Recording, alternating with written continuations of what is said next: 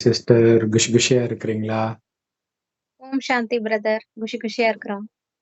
சரி, ஓகே. ஆக்சுவலா முருகனுக்கு நெறைய பண்டிகை இருக்குது. ஆனா, இப்போ ஒரு பண்டிகை மாதிரி இருக்குது. எங்க பார்த்தாலும் முருக பக்தர்கள் திருப்பரங்குன்றத்துக்கு போறது, அது ஒரு பிரச்சனையினால ஒண்ணு கூடுறாங்க. அ ஸோ அது பிரச்சனைய பத்தி நம்ம ஏற்கனவே போட்டோம். அது ஏதோ யாரோ பிரியாணி சாப்ட்டாங்க அந்த இடத்துல, அப்டின்ட்டு பிரச்சனை இப்ப இருக்குது. ஸோ அது ஏதோ அதுக்கு பின்னாடி அரசியல் இருக்குது. ஆனால் தமிழ் ம். கடவுள் முருகன் இதுல ஒரு ஒரு மெசேஜ் வந்து ரொம்ப ஸ்ட்ராங்கா பதிவாகுது. என்ன அப்டின்னா, அ இந்து மதம் வெளியில இருந்து வந்தது, அப்படி இப்படின்னு சொல்லிட்டு இருக்கிறாங்க. தமிழ் கடவுள் ஆமா. முருகன மட்டும் ஏத்துக்கிறாங்க. அந்த தமிழ் கடவுள் முருகன் கோயில்ல அசைவம் சாப்பிடக்கூடாதுன்னா, அப்ப தமிழர்கள் அசைவம் சாப்பிடலாமா? அது சூப்பர் பாயிண்ட் சாப்பிடக்கூடாது தெரியுது. தான். ஆ ஆ அப்ப தமிழர்கள் நம்ம எப்போதுமே கடவுள் அசைவம் சாப்பிடலன்னா அந்த ம். காலத்துலலாம் சாப்பிட்டதில்ல. ராஜாக்கள் காலத்துலலாம் கரெக்ட். அறுசுவை உணவு உண்டாயா? அப்டின்லாம் கேட்பாங்களே ராஜாலாம். அப்போ வந்து ம். அசைவம்னு ஒண்ணு கிடையவே கிடையாது. இந்த கண்டிப்பா. இஸ்லாமியர்கள் ஆட்சி வந்தாங்கல்ல, அதுக்கப்புறம் ம். தான் அந்த அது கலாச்சாரமே வந்தது. இந்த பிரியாணிங்கிறது அதான் ஒண்ணே இஸ்லாமியர்கள் அந்த முகலாயர் படையெடுப்புக்கு அப்புறம் வந்தது தான். நம்ம நாட்டுக்குள்ள நுழைஞ்சதே அப்பதான். கரெக்ட். அதுக்கு அதிலும் குறிப்பா முன்னாடிலாம் எல்லாருமே ம். வெஜிடேரியன் தான். அப்பவும் கூட பார்த்தீங்கன்னா, முஸ்லிம்கள் சாப்பிடுவாங்க. ஒரு குறிப்பிட்ட ஜாதியினர் மட்டும் சாப்பிடுவாங்க தவிர, மத்தவங்க சாப்பிட மாட்டாங்க. இப்ப ஒரு ஆ. 20, 30 வருடமா அந்த தான் மீனவர்கள் எல்லாரும் வேணா அதுல விழுந்துட்டாங்க. இருந்திருப்பாங்க. ஆமா. கடலோரத்துல கண்டிப்பா. இருக்க மீனவர்கள் குப்பத்துல வேணா அந்த மீன சாப்பிடுற பழக்கம் இருந்திருக்கலாம். மீன் ஆனா இது மத்தபடி மத்த இதெல்லாம் கொன்னு சாப்பிடுற பழக்கம்லாம் அந்த காலத்துல கிடையாது. கிடையாது. ஸோ அப்ப தமிழ் கடவுள் முருகனுக்கு அசைவம் ஒத்துக்காதுன்ற விஷயத்தை பகிரங்கப்படுத்துறதுக்காகவே இது நடக்குதோ? ஏன்னா இது யாருக்கும் ம். தெரியாது. ஏன்னா ஜெனரலா ஓகே இந்துக்கள் கூட தானே சாப்பிடுவாங்க. ஆ கோயில்ல கடா வெட்டுவாங்க. ஆனா அது முருகனுக்கு கிடையாது. அது கிராமத்து தேவதைகளுக்கு பண்ணுவாங்க. ஆ, ஆ ஆமா. முருகன் காவல் கிடையாது. தெய்வங்கள்லாம் இருப்பாங்கல்ல. அது கரெக்ட். கருப்பண்ணசாமி அந்த மாதிரி ஏதாவது ம். காவல் தெய்வங்கள் இருக்கும். சிறு கரெக்ட், தெய்வங்கள் அந்த மாரி தெய்வங்களுக்கு வேணா படையல் பண்ணலாம். கரெக்ட். சுடலை மாடசாமி அப்படிலாம் சொல்லுவாங்க. அவங்களுக்குல வேணா அப்படி செஞ்சிருக்கலாம். ஆனா ம். முக்கியமான தேவதைகளுக்குலாம் இந்த மாரி செய்யறது பழக்கம் இல்ல. கண்டிப்பா. இது இது வந்து ரொம்ப முக்கியமான விஷயம். ஏன்னா, ம். அ தமிழ் கடவுள் முருகன் அப்படின்னு சொல்லிட்டு, "நீ எந்த கறி வேணாலும் சாப்பிடு" அப்படின்னு ஒரு அரசியல்வாதி சொல்லிட்டு இருக்கிறாரு. ஆ ஆனா அதே நேரத்துல என் கடவுள் முருகன் வேற சொல்லுவாரு. ஸோ இப்ப அவருக்கே ஷாக்கா இருக்கும். இவங்க சாப்பிட மாட்டாங்களோ? அப்படின்ட்டு. ஆ சரி அந்த விஷயம் வந்து ப்ராப்ளம் ஆகுறதுக்கு இது ஒரு விஷயமாக நடந்திருக்குது. ம். அடுத்தது ஒரு முக்கியமான விஷயம் என்னன்னா, இயேசு காலத்திலே சர்ச் இருந்தது அப்படின்னு சொல்லுவாங்க. ம். அதாவது இயேசு காலத்திலே ம். இயேசுவை வழிபட்டார்கள். அதாவது இயேசு இயேசு ஆ. குழந்தையா இருக்கும்போதே. இந்த இயேசு ஓ! வழிபடல. இயேசுவ வழிபட்டாங்க. அந்த சர்ச்சுக்கு இவரும் போனாருன்னுவாங்க. ஓ! இன்னும் கேட்டா இயேசுவுக்கு முன்னாடியே சர்ச் இருக்குதுன்னுவாங்க. ஆ. சோ இது வந்து நமக்கு ஆச்சரியமா இருக்கும். ம். ஆனால் முருகனுக்கு முன்னாடியே முருகன் கோயில் இருந்ததுன்றது தான் உண்மை. இல்லையா? அங்க ம். சர்ச் இருந்ததா இல்லையான்னு நமக்கு தெரியாது. ஆனால் முருகன் தோன்றுவதற்கு முன்பே முருகன் கோயில் இருந்தது. இல்லையா? ம்ஹ்ம். எல்லா இந்து தெய்வங்களுக்கும் இது பொருந்தும். ஆமா. சிவபெருமானுக்கே பொருந்தும் இன்னும் கரெக்ட்டா சொல்லணும்னா. சிவபெருமான் ம். தோன்றுவதற்கு முன்பே சிவனுடைய கோயில் இருந்தது. இத இப்ப இன்னொரு விஷயம் என்னன்னா, இப்ப இந்த மாதிரி பிரச்சனை வரும்போது ஏதாவது ஆயிடுமோ? இன்னொரு பாபர் மசூதி மாதிரி ஆயிடக்கூடாதுன்னுலாம் சொல்றாங்க. ஆனா பாபர் மசூதி வந்து அதுவுமே ஆக்சுவலா வழிபடாம தான் இருந்தது. வழிபடாம ம். ஒரு பாழடைஞ்ச இதா இருந்துச்சு. பட் இவங்க அகற்றணும்னு ம். நெனைக்கும்போது அது ஒரு பிரச்சனை ஆகுது. ஒருத்தங்க ஆமா. வழிபடுற ஒரு விஷயத்தை அகற்றுனா, எதிர்ப்பு தெரிவிச்சாலும் பரவால்ல. பட் அது ஒரு பற்று வந்துடுது. இன்னொரு முக்கியமான ம். விஷயம் என்னன்னா, இப்ப அங்க மேல வந்து ஏதோ தர்கா இருக்குது. ம். தர்கான்றது சமாதி தான். ஒருத்தருடைய சமாதி. ஆமா. சமாதி, ஜீவ சமாதி சமாதின்னு வேணா வழி சொல்லிக்கலாம். ஆ, இந்துக்களும் ஜீவ சமாதின்னு போய் கும்பிடுவாங்க. அது பழக்கம் இருக்குது. அது வந்து அவங்களுக்கும் அந்த மாரி இருக்குது போல. தர்கா. ஆ. ஆனால் இஸ்லாமிய மதத்துல அது தடை செய்யப்பட்ட ஒண்ணு. அல்லாஹ்வை தவிர ம். யாரையும் வழிபடக்கூடாதுன்ற ஒரே ஒரு செய்தி தான் ஒட்டுமொத்த குரான் ஃபுல்லா இருக்குது. திரும்ப உருவ திரும்ப திரும்ப வழிபாடே திரும்ப அதான் வருது. கூடாதுன்னு ஆ, சொல்றவங்க எப்படி தர்காவ எப்படி ஏத்துக்கலாம்? கிடையாது. சோ ஜீவ அப்ப சமாதிய இதுக்கு கரெக்ட். சமாதிய எப்படி ஏத்துக்கலாம்? ம். ஏத்துக்க முடியும். கரெக்ட். அப்ப இது வந்து அ முருகன் கோயில் இருக்கிற இடத்துல அங்க ஒரு சமாதி இருக்குது. அது அது வந்து ஆச்சரியமா இருக்குது. இல்ல ஜெனரலா கோயில் இருக்கிற இடத்துல அப்படிலாம் இருக்காது. கோயில் இருக்கிற தெருவுலயே ஒருத்தங்க இறந்துட்டாங்கன்னா, சாயங்காலத்துக்குள்ள எடுத்துடணும். நட திறக்கிறதுக்குள்ள எடுத்துடணும். நட ஆமா நட சாத்திருவாங்க. அந்த மாரி ம். தீட்டுப்பட்டுரும் அப்படின்னு சொல்லுவாங்க. ஆமா. கரெக்ட். அப்படி இருக்கும்போது மேலேயே ஒரு சமாதி இருக்குது அப்படின்னா, எனக்கு தெரிஞ்சு அது சாதாரணமான ஆத்மாவா இருக்காது. அது பேரளவுல முஸ்லீமா இருக்கலாம். ஆனா, அவரு முஸ்லீமா வாழ்ந்தாரான்னு கூட நமக்கு தெரியாது. ஜீவ சமாதிலாம் பொதுவா ம். சித்தர்களுக்கு தான் கட்டுவாங்க. அதுக்கு ஆக்சுவலா பக்கத்துல கோயில் ஒண்ணு ஆ வச்சிருவாங்க. ஆக்சு சிவலிங்கம் அதுக்கு மேல வச்சிருவாங்க. ஆக்சுவலா சமாதிக்கு நெறைய பக்கத்துல சிவலிங்கம் வச்சு ந வழிபடுவாங்க. ஆனா, அது ம். பெரிய சித்தரா இருக்கணும். கண்டிப்பா, அப்படிப்பட்டவங்களுக்கு தான் இதெல்லாம் கட்டுறது நம்ம பழக்கம். கண்டிப்பா. ஏன்னா நெறைய ஜீவ சமாதி வந்து முஸ்லிம்கள் தான் இருக்கிறாங்க. அவங்க வந்து முஸ்லிம் மதத்த ஃபாலோ பண்றவங்களா இருக்க மாட்டாங்க. பிறப்பால முஸ்லீமா இருப்பாங்க. சோ அது மாரி நெறைய இருக்குது. அவர்களுடைய ஆ. பேர கேட்கும்போது தான் தெரியும். அவங்க அப்படிப்பட்டவரா கூட இருக்கலாம் அவரு. அங்க மேல இருக்கிற அந்த தர்காவுல இருக்கிறவர். இல்லாட்டினா அங்க வைக்க மாட்டாங்கல்ல ஜெனரலா. வழிபாட்டு ஆமா. ஸ்தலத்த அந்த இடத்துல வைக்க மாட்டாங்க. அதுவும் இந்த மலை மேல இருக்கிறதெல்லாம் முருகன் கோயில் தான். குன்று இருக்கும் ம். இடமெல்லாம் குமரன் இருக்கும் இடம்னு குமரனுக்கும் எப்பயில சொல்லலாம். இருந்தே அதுதான் நம்ம நாட்டு பழக்கமே. குன்று இருக்கிற கண்டிப்பா. இடத்துல எல்லாம் முருகன் கோயில் தான் இருக்கும். இது மலை மேல போய் இருந்தாருன்னா, அவரு கூட முருக பக்தரா கூட இருந்திருக்கலாம். முருகனாவே சித்தர்கள் கூட இருந்திருக்கலாம். முருக முருக பக்தரா பக்தர். இருந்திருக்கலாம். இவங்களுக்கு ம். தெரியல. கரெக்ட். சோ அது தெரியாம தான் அடிச்சுக்கிறாங்க. அடிச்சுக்கல. பட் அது ஒரு பிரச்சனையா இஷ்யூ ஆயிடுச்சு. எப்படி அங்க போய் இத சாப்பிடலாம் அப்படின்ட்டு. சோ அப்ப முருகன் வந்து சாப்பிடுவாரா? ஏன்னா ராமரே சாப்பிடுவாருன்ட்டு துஷ்யந்த் ஸ்ரீதர் சொன்னாரு. ராமாயணத்துல இல்ல. ராமரே சாப்பிடுவாரு அப்படின்னு சொன்னாரு. அப்ப இது வந்து ராமாயணத்துல இருக்குதுன்னு அவரு சொல்றாரு. அத எப்ப வந்து சீதைய கடத்திட்டு போனாங்களோ, அதுக்கப்புறம் தான் அவரு சாப்பிடுறத விட்டாரு ம். அப்படின்னு சொல்லுவாங்க. சோ அது அதே மாரி முருகன் சாப்பிட்டாரா? அதெல்லாம் நெனச்சு கூட பார்க்க முடியாது. முருகன் நெனச்சு பார்க்க சாப்பிட்டாரு முடியாது. அப்படிங்கிற விஷயத்துல ஆஹா. ஜீரணிக்கவே முடியாது. ஜீரணிக்கவே சஷ்டிக்கு முடியாது வந்து இல்லையா? விரதம் இருக்கிறவங்க, ம். தீபாவளிலேருந்து ஒரு 6 நாள் விரதம் இருப்பாங்க. கரெக்ட். சாப்பிடவே மாட்டாங்க. சில பேர் தண்ணி மட்டும் குடிச்சிட்டு இருப்பாங்க. இல்ல பழத்த மட்டும் சாப்பிடுவாங்க. அவ்வளவுதான். அவ்வளோ கரெக்ட். தூரம் அந்த பக்தர்களே அவ்வளோ தூய்மையா இருக்கும்போது, முருகன ம். பத்தி அப்படிலாம் நினைக்க கூட கூடாது. நினைக்க எப்படி கூட நினைப்பாங்க? முடியாது. இல்லையா? கரெக்ட். ஆனால் அப்படி பக்தர்கள் வந்து உயர்வா வச்சிருக்கிறாங்க. சரி பக்தர்கள விடுங்க. ஒரு தலைவர உயர்வா வச்சிருக்கிறாங்க. அந்த தலைவர் மோசமான காரியம் செய்தார்ன்றத இவங்க ஏத்துக்க மாட்டாங்க. அல்லது டக்குன்னு தூக்கி கடாசிருவாங்க. ச்சே! எவ்வளவு ஆமா. உயரமான இடத்துல வச்சிருந்தேன். அப்படின்ட்டு அந்த மாரி நெறைய பிரபலங்கள்லாம் கூட அப்படி காணாம போயிருக்கிறாங்க. சோ அந்த மாதிரி முருகனுடைய கோயில்ல இப்படி ஒரு விஷயம் நடக்குது. தற்காலிகமாக. எப்பவும் நடக்கல. ஜஸ்ட் ஒரு தடவ அப்படி நடக்குது அப்படின்னா, முருகன் எப்பயோ ஒரு தடவ சாப்பிட்டாரா? ஏன்னா, நிஜத்தில் நடந்ததுடைய நினைவு தான் பக்தியில நடக்கும். ம். அந்த மாரி விஷயம் நடக்குதா? அப்படின்னு ஒரு டவுட் ஒண்ணு வரும். ஆக்சுவலா முருகனை பற்றி நாஸ்திகர்கள் கேலி பண்றது வந்து 2 பொண்டாட்டிக்காரர்ன்னு கேலி பண்ணுவாங்க. இல்ல ஆக்சுவலா இந்து தெய்வங்கள் நெறைய பேருக்கு அப்படித்தான் காட்டுவாங்க. 2 சைடு 2 ஜோடி இருக்கிற மாரி காட்டுவாங்க. அதுல குறிப்பா முருகனுக்கு 2 பொண்டாட்டி அப்படின்ட்டு இருக்கும். சோ அப்ப இதுல முதல் பொண்டாட்டிய வந்து பாத்தீங்க அப்படின்னா, ஒரு குறத்தியை தான் அவரு காதலிச்சு தொரத்தி தொரத்தி லவ் பண்ணி கல்யாணம் பண்றாரு. வள்ளியை. ம். ம். சோ ஆனால் 2வதாக கிடைக்கிற இந்த தெய்வானைய வந்து தானா தேடி வருது. அவரு ஆமா. காதலிக்கல. தேவேந்திரன் வந்து ஆ ம். அந்த தானா வருது. சூரசம்ஹாரம் செய்து அசுரர்கள வென்றதுனால, அதுக்கு பரிசா பரிசா தேவயானைய குடுக்குது. கல்யாணம் பண்ணி ஆமா. கரெக்ட். தானா வருது.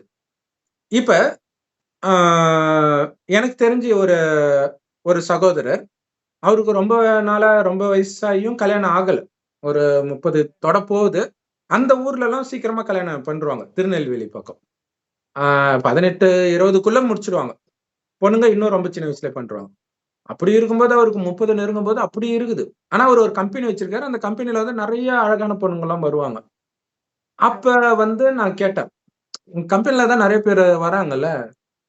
லவ் பண்ணி கல்யாணம் பண்ண வேண்டியது தானே?" அப்படின்னு. "நான் என்ன அவ்ளோ கேவலமானவனா?" அப்படின்றாரு. அப்ப லவ் பண்றது கேவலமான விஷயம். ஆமா, ஆமா. அந்த அப்படிங்கிறது காலத்துலலாம் அவனுக்கு அப்படிதான் இருந்தது. ஆ சினிமா பாட்டு பாடும்போது கூட, அப்பா வீட்டுக்கு வராங்க அப்படின்னு சத்தம் கேட்டாலே அப்படியே அமைதியாயிடும். அதுல காதல்னு ஒரு வார்த்தை வந்துருச்சுன்னா, அப்படியே சைலண்ட் ஆயிரும். அந்த அந்த வார்த்தைய கூட சொல்லக்கூடாது. ம். அந்த மாரி அது ஒரு கெட்ட வார்த்தை மாரி தான் நெனச்சிட்டு இருந்தது அந்த காலத்துலலாம். கண்டிப்பா. ரஜினியோடைய "முள்ளும் மலரும்" படத்துல ரஜினி கை வெட்டிடுவாங்க. ஆ வெட்டிடுவாங்களோ, ஆக்சிடென்ட்ல போயிடும். கை போயிடும். அப்ப வந்து ஷோபா வந்து இன்னொருத்தர லவ் பண்ணுவாரு. சரத் பாபுவ லவ் பண்ணிடுவாங்க. லவ் பண்ணி அவங்க அவங்களுக்கே கல்யாணம் பண்ணி வைப்பாங்க. இவருக்கு தெரியாமலே, ரஜினிக்கு தெரியாமலே. அப்ப வந்து ரஜினிக்கு யாரோ சொல்லி கேள்விப்பட்டு ஓடியாருவாரு. என் தங்கச்சிலாம் அப்படி பண்ண மாட்டா. போடா! அப்படின்ட்டு வருவாரு. வரும்போது பார்த்தா ஜோடியா அவங்க வந்துட்டு இருப்பாங்க. நெறைய பேர் வருவாங்க. வந்தோனே எல்லாம் பயத்துல இருப்பாங்க. அப்ப அவரு சொல்லுவாரு, "என்னம்மா அண்ணனுக்கு கை போயிடுச்சு. இவன் எங்க கல்யாணம் பண்ணி வைக்க போறான்னு முடிவு பண்ணிட்டு நீயே ஜோடி தேடிக்கிட்டியா?" அப்படின்னாரு. சோ அப்ப இந்த லவ் பண்றதுன்றது வந்து அப்பா, அம்மாவால முடியாத பொழுது, அல்லது கூட பிறந்தவர்களால முடியாத பொழுது பண்ணக்கூடிய ஒரு விஷயம்ன்றது ஒரு கேவலமான விஷயம் தானே!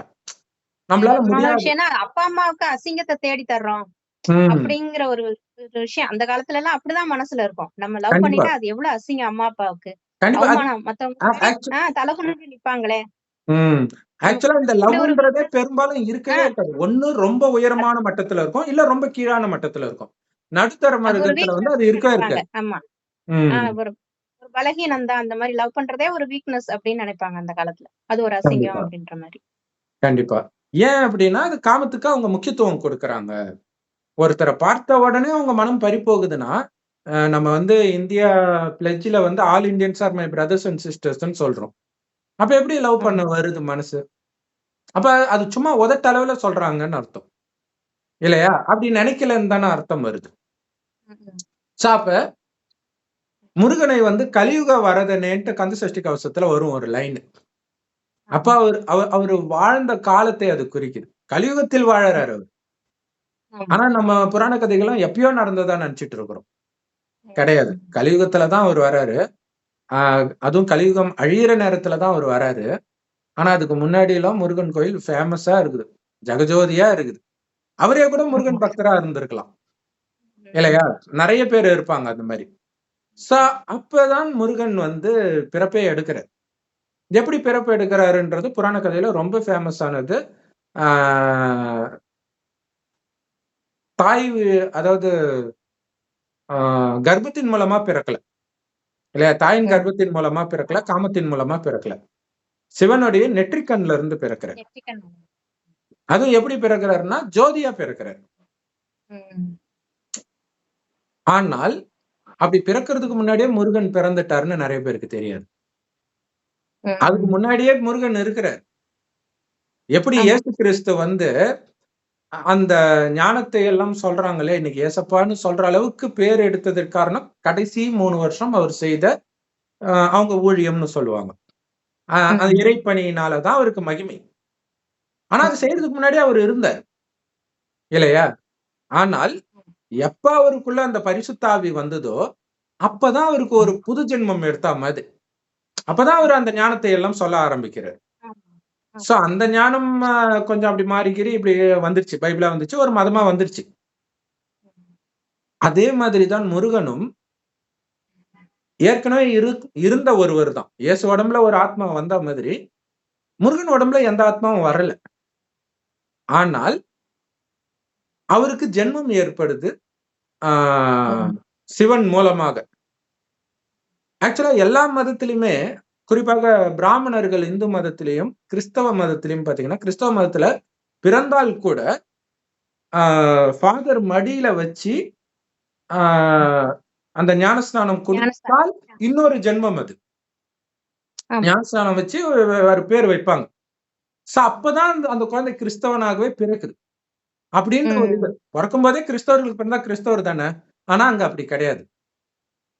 பாதிரியார் மடியில வச்சு அது கிறிஸ்தவரா ஏத்துக்க பிறகு தான் அது கிறிஸ்தவங்க. அதுவரைக்கும் ஆமா. கிறிஸ்தவர்கள் கிடையாது. அதே மாரி ம். பிராமணர்கள் கூட பார்த்தீங்கன்னா, அந்த பூணல் கல்யாணம்னே ஒண்ணு பண்ணுவாங்க. ம். அப்பதான் அவங்க உண்மையிலே பிராமணர். அதுக்கு முன்னாடி சாதாரணமா அவங்க இருக்கிறாங்க. பிராமண குடும்பத்தில பேரளவுல இருக்கிறாங்க.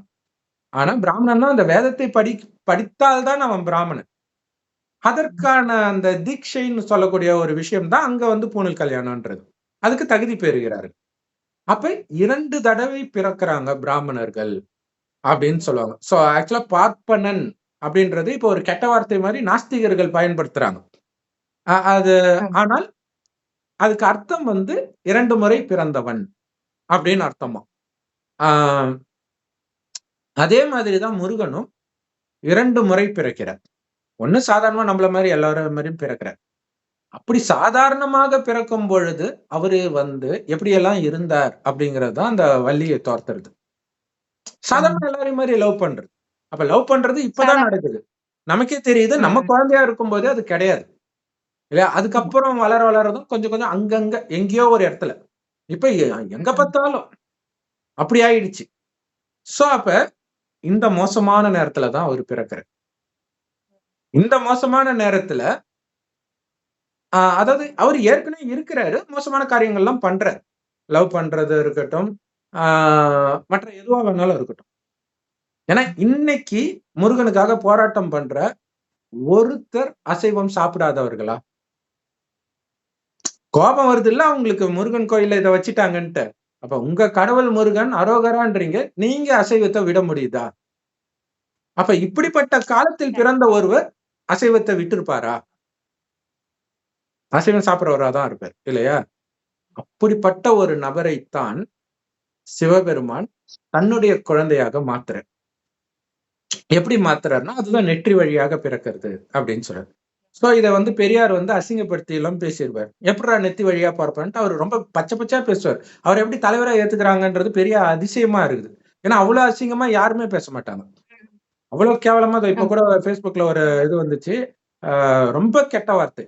அதாவது அது ஒரு பெரிய மனிதன்னா அதுக்குள்ள குணங்கள் இருக்கணும் இல்லையா? அப்பதானே பெரிய மனிதன்னு ஏத்துக்க முடியும். பெரியார்னு சொல்றீங்களே, அப்ப அதுக்குள்ள குணம் இருக்கணுமே. அவரு ஃபேமஸா அசிங்கமான இருக்கிறதுக்கு வார்த்தை. காரணம் என்னன்னா, அவர் மூலமா இந்த கட்சி ஆட்சி செய்யறதுனால அவர் ஃபேமஸ். இல்லாட்டினா அவர் யாருமே கண்டுட்டு இருக்க மாட்டாங்க. ஏன்னா ஒரு சராசரி மனிதனை விட கீழான நிலையில தான் அவருடைய பேச்செல்லாம் இருந்தது. அதாவது கீழான மனிதர்களை விட கீழான மாதிரி தான். அதாவது எந்த நேரமும் தண்ணி அடிச்சுட்டு ஒருத்தன் இருந்தா எப்படி இருப்பானோ, அந்த மாதிரி தான் அவர் ஸ்டெடியா இருக்கும்போதே பேசுறாரு. தண்ணி அடிப்பாரா தெரியல. அடிச்சிருந்தா இன்னும் மோசமா இருந்திருக்கும் வார்த்தை. சோ அப்ப அவர் கேட்கிறாரு. எப்புட்றா நெத்தியில இருந்து பொறந்தான், இங்க இருந்து பொறந்தான், அங்க இருந்து பொறந்தான். எல்லாரும் ஒரே இடத்துல இருந்து தானே. நான் இத டீசென்ட்டா சொல்றேன். அவர் பச்சையா சொல்றாரு. இப்படி கேட்கிறாங்க. அப்ப நெத்தியில இருந்து பொறக்க முடியாதுன்னு தெரியுதுல்ல. அப்ப அதுல ஏதோ ஒரு அர்த்தம் இருக்குதுன்னு அர்த்தம். அதே மாதிரி இயேசு கிறிஸ்து திருமணம் ஆவறதுக்கு முன்னாடியே கன்னியின் வயித்துல பிறக்கிறாருன்னு காட்டுறாங்க. சோ அப்ப திருமணம் ஆகாமல் பிறக்க முடியாதுன்றதுதான் உலக நீதி. அப்ப திருமணம் ஆகாமல் பிறக்கிறாங்கன்னா அங்க வேற ஏதோ ஒரு விஷயம் நடந்திருக்குதுன்னு அர்த்தம். இங்க எப்படி பெரியார் மோசமா பேசுறாரோ அதே மாதிரி வெளிநாட்டுல நாஸ்திகர்கள் இருக்கிறாங்க இல்லையா? அவங்க என்ன சொல்லுவாங்கன்னா அந்த கன்னி மேரிய கடவுள் கற்பிச்சாருன்னு அதை அசிங்கப்படுத்துறதுக்காக அப்படி சொல்லுவாங்க.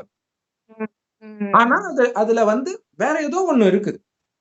அதே மாதிரி கர்ணன் பிறந்ததும் அப்படிதான் சொல்லுவாங்க. சூரியனுக்கு பிறந்தாங்க அப்படின்னா சூரியனோட காமத்துல ஈடுபட்டுட்டாங்க திரௌபதி. திரௌபதி கிடையாது, அப்படிதான் குழந்தைன்னா அப்படிதான் இருக்கணும்னு அப்படின்ற ஒரு கண்ணோட்டத்திலே இருக்கிறாங்க.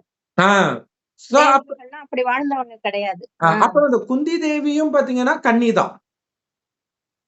எப்படி இயேசு கன்னி வயித்துல பிறந்தாரோ அதே மாதிரி தான் குந்தி தேவிக்கு கர்ணனும் கன்னியா இருக்கும் திருமணத்துக்கு முன்னாடியே தான் பிறக்கிறாங்க.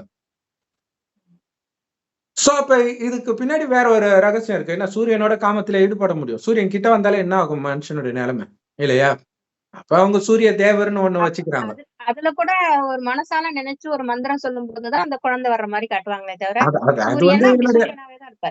அதான் அது என்ன இல்ல வைக்கும் போது அந்த குழந்தை உருவாகும். அது என்னுடைய ஃப்ரெண்டு என்ன சொல்றான் அப்படின்னா, அதெல்லாம் நம்மள புரிஞ்சுக்கணும் மச்சி, அதுல அப்படிதான் சொல்லுவாங்க அப்படின்னு சொல்றான். சோ அதனால இப்படி புரிஞ்சுக்கிறாங்க. ஏன்னா உலகத்துல இப்படித்தானே குழந்தை பிறக்கும் அப்படின்னு நினைக்கிறதுனால. ஆனால் இயேசு கன்னி வயிற்றில் பிறந்ததாக சொல்லப்பட்ட ஒரு விஷயத்தை முன்னாடியே சொன்னா இது புரியும். ஏன்னா நிறைய பேரு என்ன இது முருகனை பத்தி பேசும்போது எதுக்கு இயேசு இப்படி அவங்க ஒரு மதத்துக்கும் சம்பந்தம் இல்லைன்னே நினைச்சிட்டு இருக்கிறாங்க. எல்லாத்துக்கும் நெருங்கிய தொடர்பு இருக்குது. சும்மா அண்ணன் தம்பின்னு சொல்றதுல நிஜமாகவே தொடர்பு இருக்குது. அதை வைத்து இதை புரிய வைக்க முடியும். அப்ப கன்னி வயித்துல கிறிஸ்து பிறந்ததாக சொல்றாங்க. அந்த கிறிஸ்துவுக்கு மகிமை இருக்குது. 30 வயசுக்கு மேலதான் மகிமைக்குரிய காரியத்தை செய்யறார். அப்படி இருக்கும்போது அவரை பெத்த அம்மாவுக்கு என்ன மகிமை? இவரே 30 வயசுக்கு மேலதான் மகிமைக்குரியவரா மாறுறாரு. அதுக்கு காரணமும் இவரு கிடையாது. இவர் உடம்புல வர வேற ஒரு ஆத்மா. அவரே சொல்றாரு, நான் சொன்னதெல்லாம் நான் சொல்லவே இல்லப்பா, உள்ள இருந்து இன்னொருத்தர் பேசுறாருன்னு சொல்றாரு. பிதா, சுதன், பரிசுத்த ஆவின்னு தானே சொல்றாங்க. பிதா, சுதன்னா மகன், ம். பரிசுத்த ஆவி. அது அது தனியா, அவங்க அது அப்படி 3வது. சேர்த்துக்கிட்டாங்க. ம். பட் ஆனா மெயினா வெறும் கிறிஸ்தவ மதம்னு நீங்க பாத்தீங்கன்னா, அது கிறிஸ்தவ மத நம்பிக்கை அது. கடவுளுடைய குழந்தை. அப்ப நம்ம கேட்போம், அப்ப அவர் கடவுளுடைய குழந்தைன்னா, நீங்கலாம் சாத்தானுடைய குழந்தையா? எல்லாரும் கடவுளுடைய குழந்தை தானே, இல்லையா? அவங்க அந்த 3ம் 1ன்ட்டு ஒரு குழப்பத்துல எடுத்துட்டு வருவாங்க. நம்ம அதுக்கு போகல. ம். ஆனா, இந்த இயேசு அவங்க அம்மாவுக்கு எப்படி மகிமை? அததான் நம்ம சொல்றோம். சரி, பிதா, சுதன், பரிசுத்த ஆவின்னா கூட அம்மாவுக்கு தானே அங்க மகிமை பாடுறாங்க. ஆர்ச்சி கிறிஸ்தவ மதம்னாலே ஆர்ச்சி தான். அதுக்கப்புறம் தான் மத்ததெல்லாம் வருது. அவர்கள் மாதாவுக்கு தான் மகிமை. ம். இயேசுவுக்கெல்லாம் அப்புறம் தான். அப்ப ஏன் மாதாவுக்கு மகிமை? எந்த விதத்துல மாதா மகிமைக்குரியவராக பைபிள்ல சொல்லப்பட்டிருக்கிறாங்க? எந்த இடத்துலயும் கிடையாது. ஆக்சுவலா ஒரு தடவை இவர் பேசிக்கிட்டு இருக்கும்போது அவங்க அம்மாவும், அண்ணனும் வராங்க. அப்ப இயேசு கிட்ட சொல்றாங்க, உங்க அம்மாவும், அண்ணனும் வந்திருக்கிறாங்கன்ட்டு. அவர் சொல்றாரு, யாரு அம்மா? யார் அண்ணன்? பிதாவின் சித்தத்தின்படி நடக்கிற நீங்க தான் எனக்கு அம்மா, அண்ணன்ற.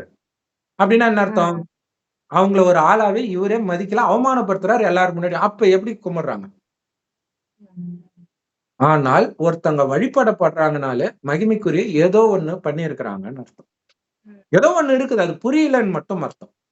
சோ அதே மாரி தான் நம்ம அங்க சொல்றோம். சிக்கந்தர் சமாதி அ ச இந்த மலையில இருக்குது, திருப்பரங்குன்ற மலையிலன்னா, ஏதோ ஒண்ணு பண்ணியிருப்பாரு. அது என்னன்னு தெரியாது.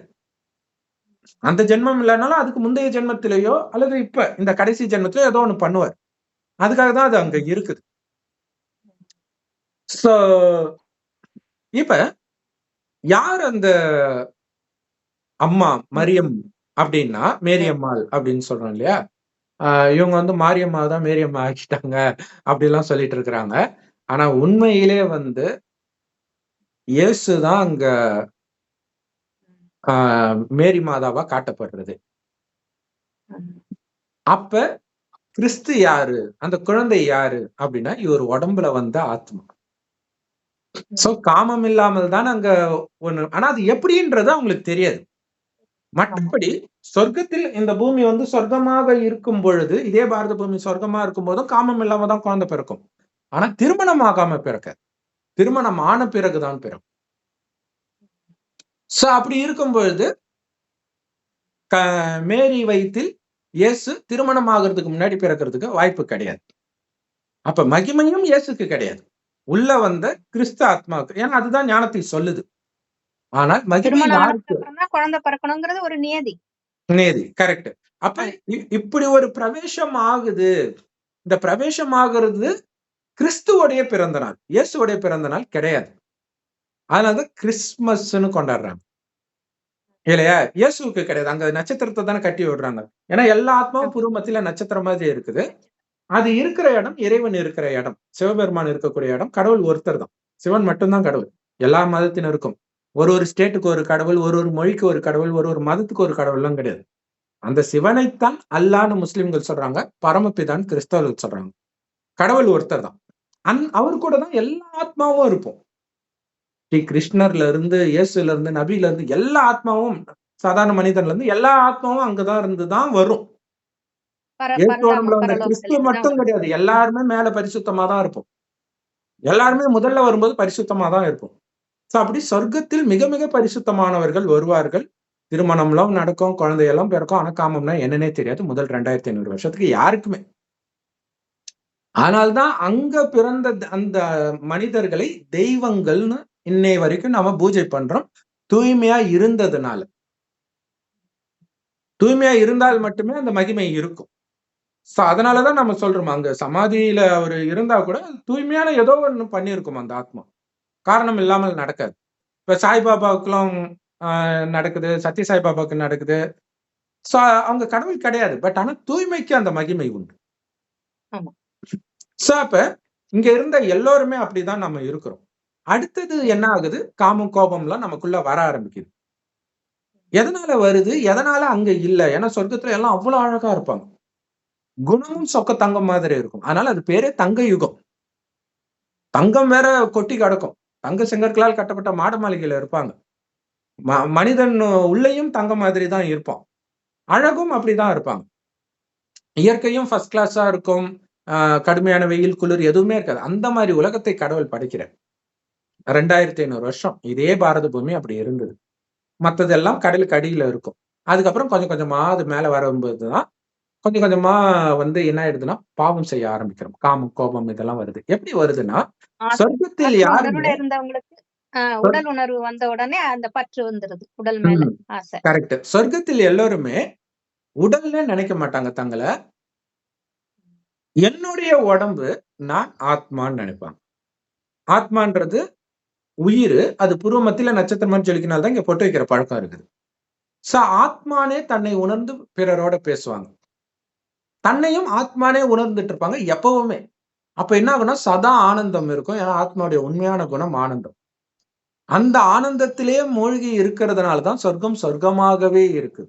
அங்க கற்பழிப்பு கிடையாது. ஆ இன்னொருத்தர் சொத்த திருடுறது, அபகரிக்கிறது, ராஜ்யத்தை பிடிக்கிறது, கவுக்குறது எதுவும் கிடையாது. ராஜ குடும்பத்துல பிறந்தவங்க ராஜாவாவே இருப்பாங்க.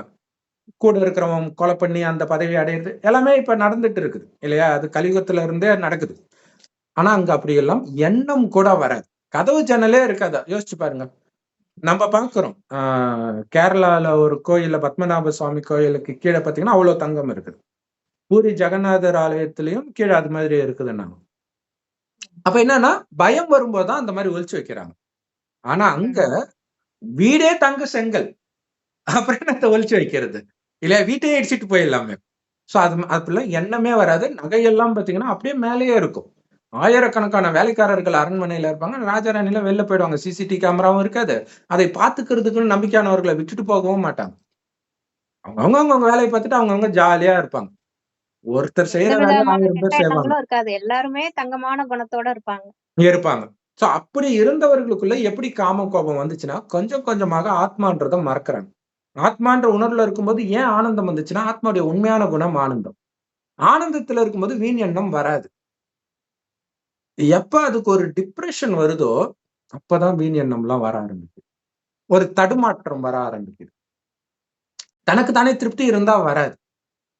அந்த திருப்தி இல்லாத பொழுது தான் இப்ப பாருங்க இந்த கிரீஷ்மான்னு கேரளால லவருக்கு ஜூஸ் கொடுத்து கொன்னாங்க இல்லையா? அப்ப பஸ்ல போயிட்டு இருக்கும்போது ஒரு பையன பாக்குறாங்க. அப்ப இவங்களுக்குள்ள திருப்தி இருந்தா ஏன் அங்க பாத்துட்டு இருக்க போறாங்க? இல்லையா? உள்ள திருப்தி இல்ல, திருப்திய வெளியில தேடுறாங்க. அப்புறம் லவ் பண்றாங்க. பையன் அழகா இருக்கிறான், எல்லாம் இருக்கிறான். வீட்ல பாக்குறாங்க. இது நமக்கு செட் ஆகாது. இத விட ஒரு அழகான, நல்ல பையனா, நல்ல பணக்கார பையனா பார்க்கணும்னோனே, பார்த்த அடுத்த செகண்டே மனம் தடுமாறிருச்சு. ஏன்னா, இங்க ஏற்கனவே அது தடுமாறின மனம் தான். இல்லையா? லவ்லயே அது தடுமாறிட்டு தான் இருந்திருக்கும். அதான் இன்னும் தான் கல்யாணம் பண்ணலல்ல. அப்படி வந்துடுச்சு. அது கொலை பண்ற அளவுக்கு இட்டுட்டு போகுது. இங்க அந்த மாரி எண்ணமே வராது. அதனால இவங்க அழகா இருக்கிறாங்க, இவங்க அழகா இருக்கிறாங்க. இப்படியெல்லாம் பார்க்கணுன்ற எண்ணம் கூட வராது. நாமளே குழந்தையா இருக்கும்போது அப்படிதான் இருந்தோம். இப்ப கூட. இல்லையா? இப்ப கூட குழந்தையில யாரும், இவங்க அழகா இருக்கிறாங்க, அவங்க அழகா இருக்கிறாங்கலாம் நம்ம பார்க்கவே மாட்டோமே! இல்லையா? அந்த விஷயம் எப்ப வருதுன்னா, ஆத்மான்றத மறக்கும்பொழுது ஸ்லைட்டா தடுமாறுது. 2500 வருஷம் கழிச்சு. அதுவரைக்கும் குழந்தை எப்படி பிறக்கும்னா, கணவனும் மனைவியும் நமக்கு ஒரு வாரிசு வேணும்னு நினைக்கும்போது மனைவி கர்ப்பம் அடைவார். அந்த எண்ணத்தின் மூலமாக. எண்ணத்திற்கு அவ்வளவு சக்தி இருக்கும் சொர்க்கத்துல. நரகத்தில் வரும்பொழுது தான் என்ன ஆகுதுன்னா, கொஞ்சம் கொஞ்சமா மனம் தடுமாற ஆரம்பிக்கும்போது சந்தோஷத்தை வெளியில தேடுறாங்க. ஏன்னா ஆத்மான்றத மறந்துடுறாங்க. இப்ப வெளியில தேடும்போது தான் இந்த காமம், கோபம், பற்று, பேராசை, அகங்காரம் போன்ற அசுர குணங்கள் வெளிப்பட ஆரம்பிக்குது தனக்குள்ள இருந்து. அதுவரைக்கும் அவ்ளோ வழிபடக்கூடியவர்களா இருந்தவர்கள் மோசமாக மாறுறாங்க. இது பைபிள்ல ஒவ்வொரு கதையிலயும் பார்க்கலாம். ஆரம்பத்துல பயபக்தி உள்ளவர்களா, நல்லவர்களா இருப்பாங்க. கொஞ்சம் கொஞ்சமா மாறுவாங்க. ஆதாம் கதையில இருந்தே அப்படிதான். ஆதாம் நல்லா இருப்பான், எல்லாம் இருப்பான். கடைசில அந்த கனிய சாப்பிடாம தொரத்திடுவாங்க. ஒரு ஒரு கதையுமே அப்படியே வரும். இப்ப இப்படியே நாம என்ன பண்றோம்? இந்த காமம், கோபம், பற்று, பேராசை, அகங்காரத்துல உந்தப்பட்டு பாவம் மேல பாவம் செய்ய ஆரம்பிக்கிறோம். அதனால தான் நமக்கு நோய்கள், இயற்கை சீற்றங்கள், பலவிதமான துக்கங்கள், உலக போரு, மதக்கலவரம், இனக்கலவரம், மொழி கலவரம் எல்லாம் பற்று தான். அந்த இப்ப 2500 வருஷம் முடியும்போது அந்த ம். எண்ணங்கள் வரும்போது தான் அந்த பூமியில இருக்கிற தங்கம் எல்லாம் கீழ போயிடுது. ஒரு பூகம்பம் வந்து கீழ இருக்கிற கண்டங்கள்லாம் மேல வருது. அதுவரைக்கும் பாரத கண்டம் மட்டும் தான் இருந்தது. உலகம்னா மட்டும் தான் அதுதான். இருக்குது. உலகம் கரெக்ட். யாவிலும் அப்படின்னு சொல்லிட்டு பழைய பாட்டுலலாம் வரும். திருக்குறள்ல எல்லாம் ம். உலகம் உலகம்னு சொல்றது பாரத நாடு மட்டும் தான் பாரதத்தை சொல்லுவாங்க. மட்டுமே. கரெக்ட். அதுக்கப்புறம் தான் எல்லா கண்டங்களும் மேல வருது. அங்க இருக்கிறவங்க எல்லாம் சிதறி எல்லா இடத்துக்கும் போறாங்க. கண்டிப்பா. அப்பதான் அந்த குமரி கண்டம்லாம் கீழ போனதெல்லாம் அப்பதான். கரெக்ட். அதுவரைக்கும் அகண்ட பாரதம் தான் இருந்தது. கரெக்ட். சோ இப்ப கலியுகத்தின் இறுதியில இறைவனே வருகிறார். துக்கத்தின் உச்சம் கொரோனா என்ன, மதக்கலவரம் என்ன, இனக்கலவரம் என்ன, பலவிதமான நோய்கள் புதுசு புதுசா வந்துட்டு இருக்கு. இயற்கை சீற்றம் பயங்கரமா இருக்குது. எங்க பார்த்தாலும் கள்ள தொடர்பு, நிறைய குழந்தைகள் அனாதை ஆயிடுறாங்க, விதவை ஆயிடுறாங்க, நாட்டை விட்டு துரத்தப்படுறாங்க. உக்ரைன், பாலஸ்தீன் மொத்தமாக. இந்த நேரத்திலே கடவுள் வரலன்னா அப்படிப்பட்டவர் ஒரு கடவுளா? இல்லையா? கண்டிப்பா இந்த நேரம் வருவார், வந்துட்டார். யார் வருகிறார்? சிவபெருமானே வருகிறார். ஒரு வயோதிகர் உடலுக்குள்ள வரார். சாதாரண ஒருத்தர் உடம்புல வரார். வந்து இந்த ஞானத்தை கொடுக்கிறார். அந்த கடவுள் வந்ததுடைய நினைவு தான் மகாபாரதம், ராமாயணம், பைபிள் எல்லாமே கடவுளுடைய மகிமை தூக்கிட்டு அவங்கங்க ஹீரோவா யார் இருக்கா? கிருஷ்ணரு, ராமரு, இயேசு அவங்களுக்கு போட்டுடுறாங்க. இப்ப உதாரணத்துக்கு ராமரு அந்த பக்தி ஆரம்பிக்குது. 2500 வருஷம் முடியும் போதுதான் அந்த உடல் உணர்வு வந்ததுக்கு அப்புறம் தான் எதையோ இழந்துட்டோமேன்னு சொல்லிட்டு நினைக்க ஆரம்பிக்கிறாங்க. நமக்கு மேல ஒரு சக்தி இருக்குன்னு அப்பதான் புரியுது. அப்பதான் கோயில் கட்டவே ஆரம்பிக்கிறாங்க. பக்தின்னு ஒன்னே அப்பதான் ஆரம்பிக்குது. அது வரைக்கும் பக்தியும் இருக்காது. அவங்களுக்கு என்னமே தெரியாது. குழந்தை மாதிரி நாம யார் வழிபடுறோமோ அவங்களாகவே நாம இருப்போம். திருப்தியா இருக்கறனால தேட மாட்டோம். துக்கம் வரும்பொழுதுதான் தானாவே கடவுளுடைய ஞாபகம் வர ஆரம்பிச்சிடும். தேட ஆரம்பிச்சிடுறாங்க. அப்பதான் மதங்கள்லாம் வருது. மதஸ்தாபகர்கள்லாம் வர ஆரம்பிக்கிறாங்க. அந்த ஆத்மாக்கள்லாம் வர ஆரம்பிக்குது மேல இருந்து. ஒரு மதத்தையும் ஸ்தாபனை பண்றாங்க. ஒண்ணு திருப்தி இல்லாம போது அடுத்த மதம் வருது. அதுலயும் திருப்தி இல்லாம போகும்போது அடுத்த மதம் உருவாகுது. இப்படி உருவாகி வந்ததுதான். ஆரம்பத்துல இருந்தது ஆதி சனாதன தேவதா தர்மம் மட்டும்தான் இருந்தது. இப்ப பல மதங்கள் வந்துடுச்சு. கரெக்ட். இப்ப இந்த கடைசி நேரத்துல சிவபெருமான் ஒரு வயோதிகர் உடல்ல வர்றார். வரும்போது யாரெல்லாம் அவரை கண்டுபிடிப்பாங்க? அவரை கண்டுபிடிக்கிறது எவ்வளவு கஷ்டம்ன்றது ராமாயணத்துல இருக்கும். ராமரை பார்ப்பதற்கு முன்பே ராம பக்தனாக சபரி இருப்பாங்க, ஆஞ்சநேயர் இருப்பாரு, நிறைய பேர் இருப்பாங்க. பார்த்ததே கிடையாது, ஆனா பக்தர். இப்ப போராடுறவங்களும் முருகனை பார்த்திருக்கிறாங்களா? யாருன்னே தெரியாது அவங்களுக்கு, இல்லையா? சிவன் வந்துட்டாலே முருகனும் வந்துடுவார். சோ சிவன் வந்து இந்த ஞானத்தை கொடுக்கிறார். என்ன ஞானத்தை கொடுக்கிறார்? சொர்க்கத்தில் நீங்க ஆத்மான்ற உணர்வுல இருக்கிற வரைக்கும் பிரச்சனை இல்லை. அளவற்ற செல்வத்தை நான் உங்களுக்கு கொடுத்திருந்தேன், உங்ககிட்டயே தான் இருந்துச்சு. எப்ப ஆத்மான்றதை மறந்து உடல் உணர்வுலையும் புலன் இன்பத்திலும் மயங்கினீங்களோ அப்ப உங்ககிட்ட இருந்து எல்லாம் அபகரிக்கப்படுது. இயற்கை சீற்றம், அந்நிய படையெடுப்பு, இதன் மூலமாக. கவலைப்படாதீர்கள், கோபப்படாதீங்க. ஏன்னா அதை அனுபவிக்கிற தகுதியை நீங்க இழந்துட்டீங்க. அவங்க கருவிகள், எடுத்துட்டு போறவங்களும் ஒரு கருவி, அவ்வளவுதான். அவங்க இல்லாட்டினாலும் இயற்கை சீற்றம் எடுத்துட்டு போயிடும். இப்ப இழந்த அத்தனையும் நான் உங்களுக்கு மீட்டு கொடுக்கிறேன் அப்படின்னு சொல்றாரு. அதுக்கு நீங்க பண்ண வேண்டியதெல்லாம் சொர்க்கத்தில் எப்படி பரிசுத்தமா இருந்தீங்களோ அதே மாதிரி இப்ப இருக்கணும். இப்ப எப்படி இருக்க முடியும்? இப்ப காமத்தை விட சொன்னா விட முடியுமா? அங்க காமம்னா என்னன்னே தெரியாது. கரிமீன்லாம் மனுஷன் இல்ல, சிங்கம் புலி கூட சாப்பிடாது. அதான் சிங்கமும் பசுவும் ஒன்னா தண்ணி குடிக்கும்னு பைபிள் குரான்லயே போட்டிருக்கும். சோ அப்படிப்பட்ட உலகத்துல மனிதர்கள் எப்படி இருந்திருப்பாங்க? எவ்வளவு பரிசுத்தமா இருந்திருப்பாங்க? அந்த மாதிரி எப்படி மாறுறது? கடவுள் சொல்றாரு, கரெக்ட் தான், ரொம்ப ரொம்ப கஷ்டம், ஏன் முடியவே முடியாதுதான். ஆனா பேசுறது நான் யாரு தெரியுதா? மனுஷன் கிடையாது, கடவுள் பேசுற. கடவுளால முடியாதது ஒண்ணு இருக்குமா? நீ என் கையை பிடிச்சிட்டு நான் சொல்றத கண்ணை மூடிட்டு பண்ணு, எப்படி வெல்றன்னு மட்டும் பாருன்ற. கடவுளை பிடிக்கிறோம். மார்கண்டேயன் கடைசியில போய் லிங்கத்தை கட்டி பிடிக்கிற மாதிரி உலகம் அழியறதுக்கு 100 வருடம் முன்புதான் வர்றாரு. இப்ப நம்ம அவரை கெட்டியா பிடிக்கிறதோடைய நினைவுதான் அங்க அப்படி ஒரு கதை உருவாகுது. நிஜத்தில் அந்த மாதிரி கதையெல்லாம் நடக்கல. முருகன் போய் குறத்தி பின்னாடி துரத்துனதோ இந்த மாதிரி விஷயங்கள்லாம் நடக்கல. அப்ப இறைவன் வரார். உங்களுடைய மிகப்பெரிய எதிரி யாரு தெரியுமா?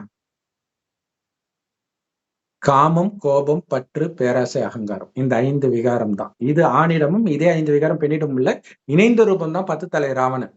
அவன் தான் சீதைகளாகி ஆத்மாக்களை கடத்திட்டான் இன்னைக்கு, உடல் உணர்வை கொடுத்து. அப்ப அந்த உடல் உணர்வுல இருந்து நீங்க ஏந்திரிச்சு வரணும் வெளியில. அந்த உடல் உணர்வு ஒட்டச்சு எரியணும். அதுதான் நீங்க பாத்தீங்கன்னா அந்த சுடுகாட்டுல வந்து மயான கொள்ளை ஃபங்க்ஷன் அப்ப பாத்தீங்கன்னா அம்மனை வந்து செஞ்சு வச்சிருப்பாங்க, படுத்துட்டு இருக்கிற மாதிரி மண்ணுலயே. கடைசியில எல்லாரும் ஏறி மெரிப்பாங்க. சாமியை மெரிச்சா விட்டுருவாங்கல்ல, ஆனா பக்தர்கள் தான் அங்க மிதிக்கிறாங்க. அப்ப அதோடைய உண்மையான அர்த்தம் என்னன்னா, இறந்தால்தான், அதாவது இறக்குறதுன்னா என்ன அர்த்தம்? உடல் உணர்வை மறக்கிறது. உடலே நான் இல்லைன்னா உடலை அப்புறம் ஏது அப்பா, ஏது அம்மா, ஏது கணவன், ஏது மனைவி? இல்ல செத்துட்ட மாதிரி தான். இது வெறும் மதம். ஆத்மா உடலை விட்டு வெளில வந்த மதங்கள்லாம் மாதிரி. எங்க இருந்து வந்துச்சு? உடம்புக்கு தான் மதம் எல்லாம். ஆத்மாவுக்கு கரெக்ட், மதம் கிடையாது. கரெக்ட். ம். சோ அப்படி ஆத்ம உணர்வில் மீண்டும் வரணும். அதுக்கான சக்தி உங்களுக்கு இல்ல. என்னை நினைக்க நினைக்க அந்த சக்தி வரும்ன்ற. இப்ப யாரை பார்த்தாலும் அந்த புருவ மத்தியில் ஆத்மாவை மட்டும் பார்த்து பழக கத்துக்கோங்க. பயிற்சி பண்ணுங்க. கண்டிப்பா நேரம் எடுக்கும். எடுத்த உடனே வந்துராது. அதுக்கு இறைவனை நினைச்சுக்கிட்டே இருக்கணும். யாரை பார்த்தாலும் செம்பு நிறமான ஒளி உலகத்துல நட்சத்திரம் மாரி என்னுடைய அப்பா சிவன் இருக்கிறாரு. அப்படிங்கிற அந்த நினைவு இருந்துகிட்டே இருக்கும்.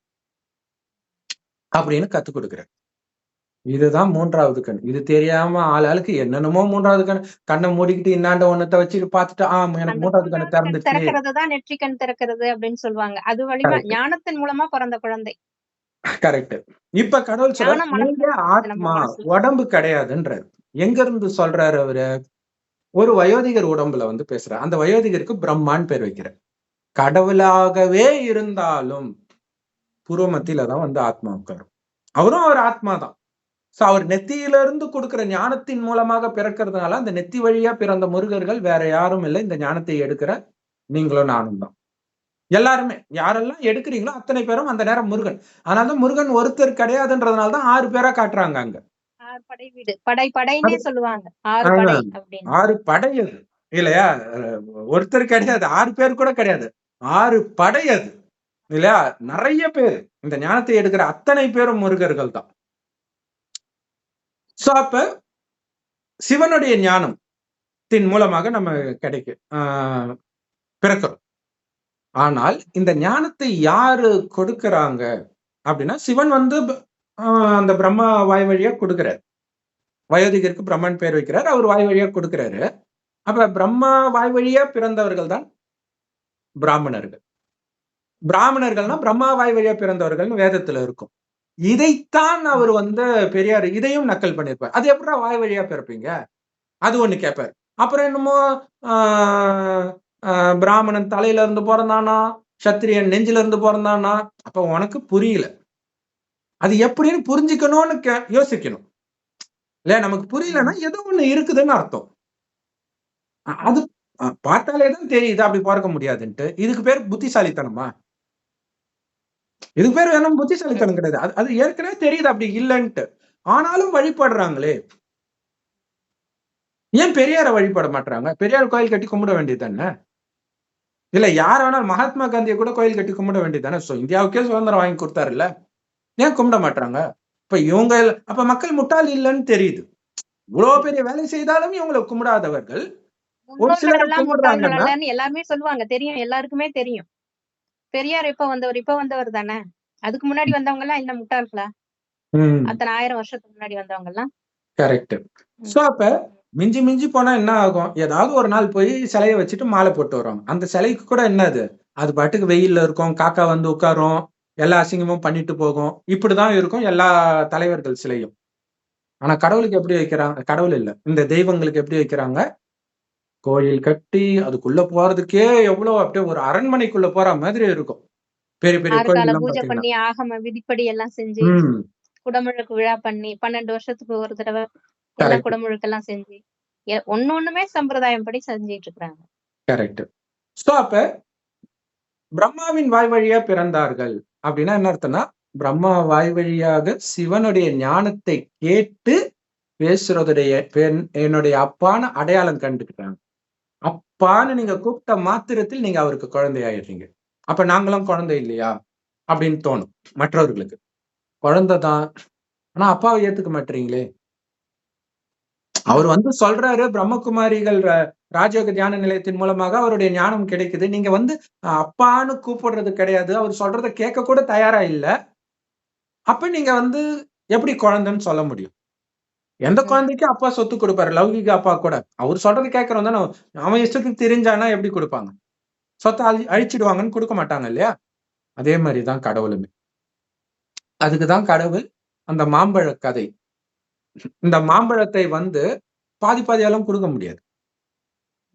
இத அடையறதுக்கு தகுதி இருக்கான்னு நீங்க முதல்ல நிரூபிக்கணும்.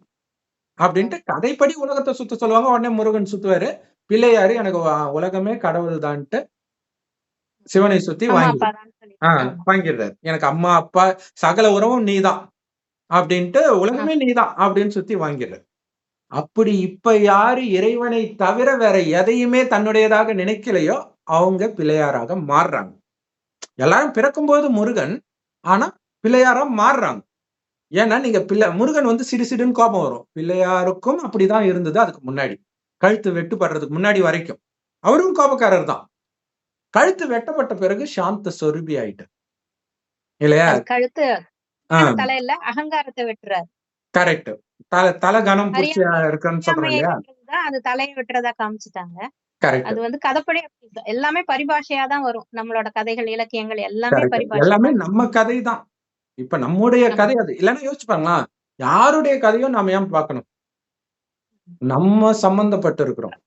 இல்லன்னா முருகன் வந்து யாரு கல்யாணம் பண்ணா அனுப்புவாரு. இந்த சவுத் சைடு தென்னிந்தியா பக்கம் இந்த மாதிரி அசுரரோட அட்டகாசம் ரொம்ப இருக்கு. நீ போய் அசுரரை அழிச்சிட்டு வரணும். நீ பிறவி எடுத்ததே அதுக்குதான் அப்படின்னு சொல்லி அனுப்புவாங்க. அப்பதான் திருச்செந்தூர்ல வந்து அசுரர்கள். அப்ப தமிழ்நாட்டுக்கு ஞானம் சொல்லி அவங்களோட அசுர குணங்கள் எல்லாம் அழிச்சவங்க எல்லாம் முருகர் தான். தமிழ் மொழி வாயால செய்யறவங்க எல்லாம் முருகர் தான். அதான் தமிழ் கடவுள் முருகன் அவங்களை கும்பிடுறாங்க. முருகன் சொல்றாங்க. சோ தமிழர்களுக்கு இந்த ஞானத்தை யார் கொடுக்கறாங்களோ அவங்கதான் முருகன். சோ அப்ப முருக பக்தர்கள் குவிஞ்சு இருக்கிறாங்கன்னா அவங்களுக்கு முருகனை பற்றி முதல்ல தெரியணும்ல. நியாயமா அந்த மேடையில போய் இத பேசணும். பட் அது நமக்கு வாய்ப்பு கிடைக்காது. சோ கொஞ்சம் பேராவது பார்ப்பாங்கல்ல, கொஞ்சம் பேருக்காவது புரியும்ல. எல்லாருக்கும் புரியாது, அதையும் சொல்லிடுறேன்.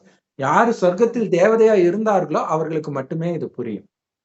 அந்த ஆத்மாக்களுக்கு. ஆனா இவ்வளவு நேரம் நீங்க கேட்டு இருந்தீங்கனாலே, இவ்வளவு பொறுமை சக்தி இருந்தாலே நீங்க சத்தியமா தேவதை தான். அவ்வளவா புரியாட்டினா கூட இது ஆன்மீகத்துக்குள்ள போயிடுச்சு, அரசியல் கிடையாதுன்னு தெரிஞ்சிருச்சு. சோ இப்ப யோசிச்சு பாருங்க, நீங்க இந்த ஞானத்தை இப்பதான் முதல்ல கேக்குறீங்க, புடிச்சு போச்சு. அப்படின்னா என்ன அர்த்தம்? இப்ப நீங்க முருகனா பிறந்துட்டீங்க. யோசிச்சு பாருங்க, இதுக்கு முன்னாடி நீங்க கரிமீன் சாப்பிடல, இதுக்கு முன்னாடி நீங்க வந்து இது மாதிரி அது மாதிரி லவ்வோ காமம் இந்த மாதிரி விஷயத்தெல்லாம் ஈடுபடல. ஆனா நீங்க தான் முருகன். ஆனால் முருகன் ஆகிறதுக்கு முன்னாடி நடந்தது. அதுதான் விஷயம். முருகன் ஆகிறதுக்கு முன்னாடி அப்படி நடந்தது. ஆனா அப்பயே அந்த உடம்புல இருக்குது. ஆனா கடவுளுடைய ஞானம் கிடைத்த பிறகு நீங்க புதுசா ஜென்மம் எடுக்கிறீங்க.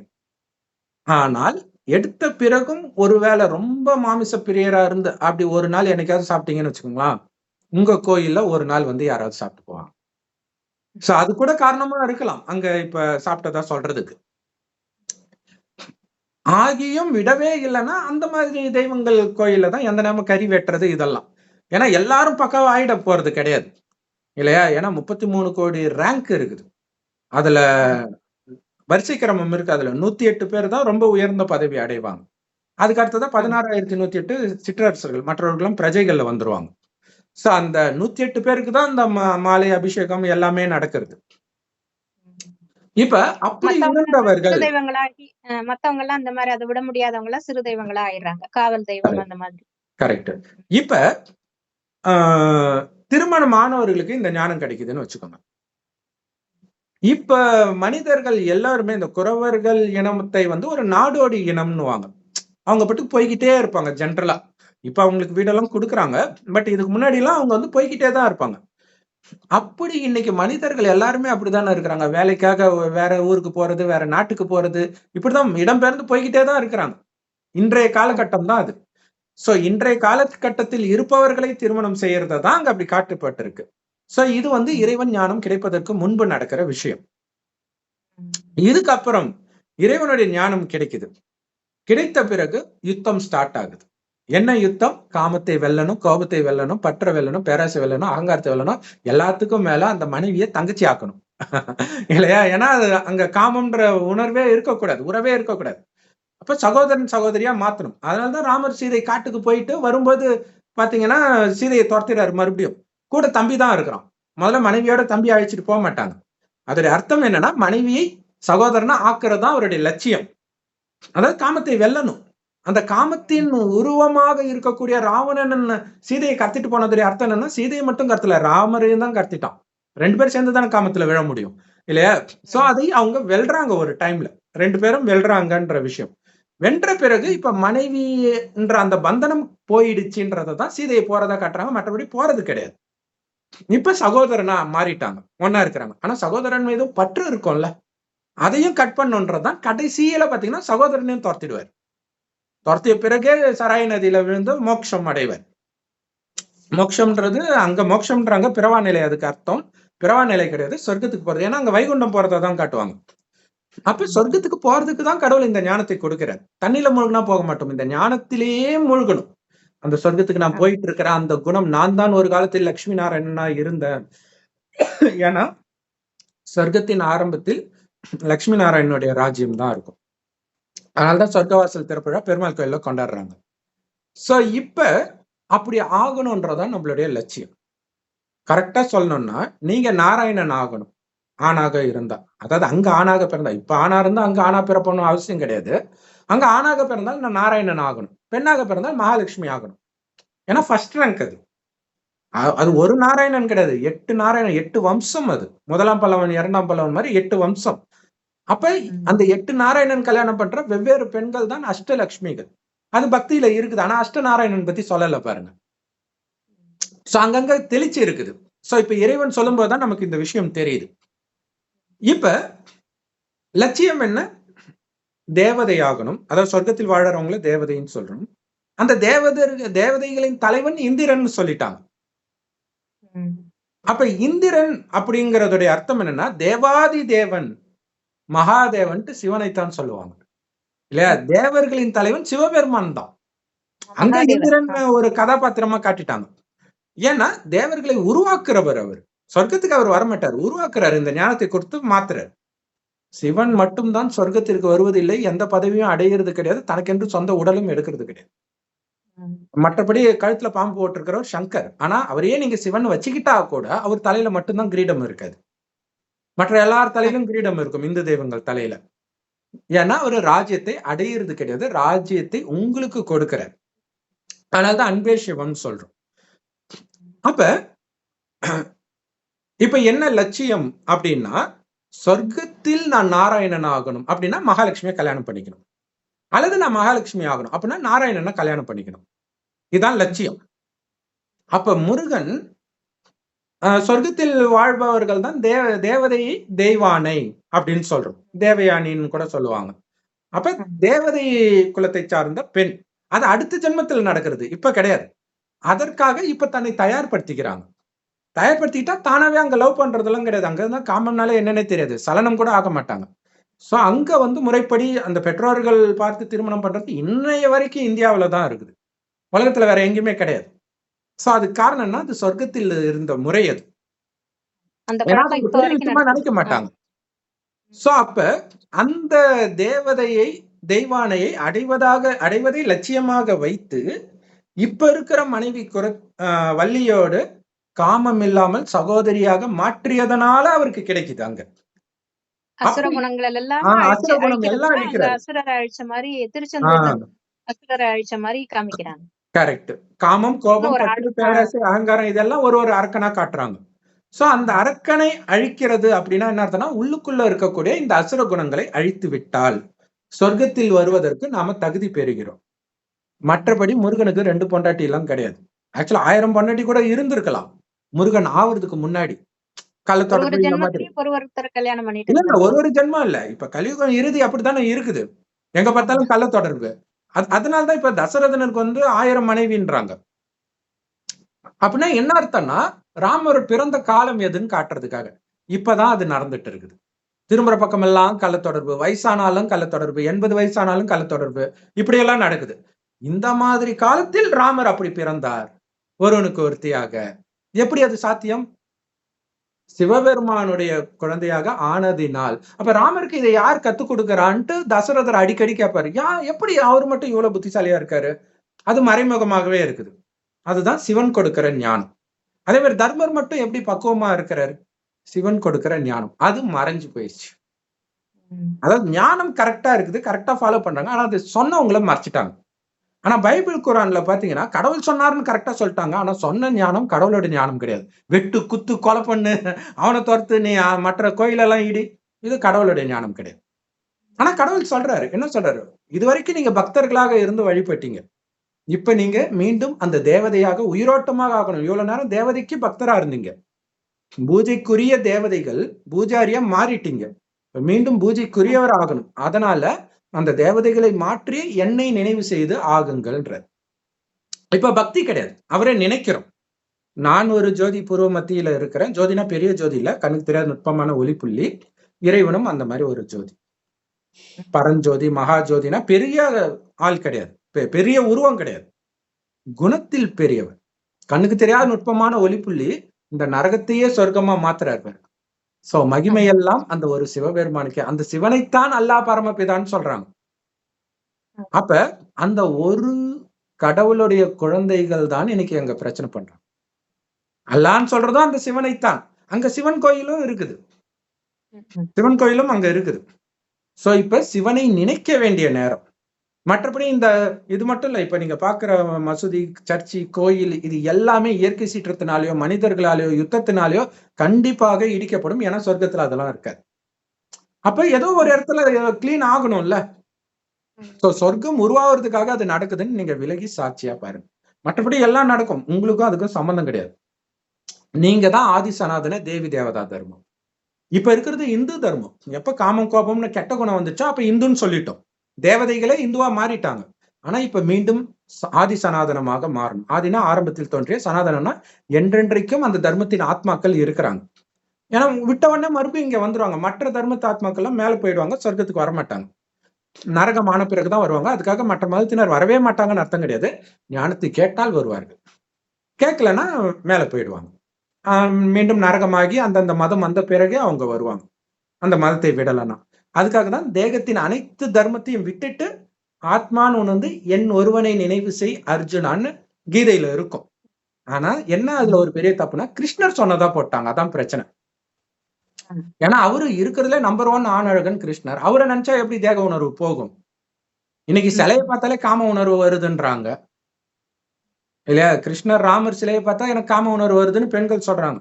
இயேசுநாதர் பரிதாபமா தொங்கிட்டு இருக்கிறாரு சிலுவையில, அவரை பார்த்தா காம உணர்வு வருதுன்னு அங்க இருக்கிற பெண்கள் சொல்லிட்டு இருக்கிறாங்க.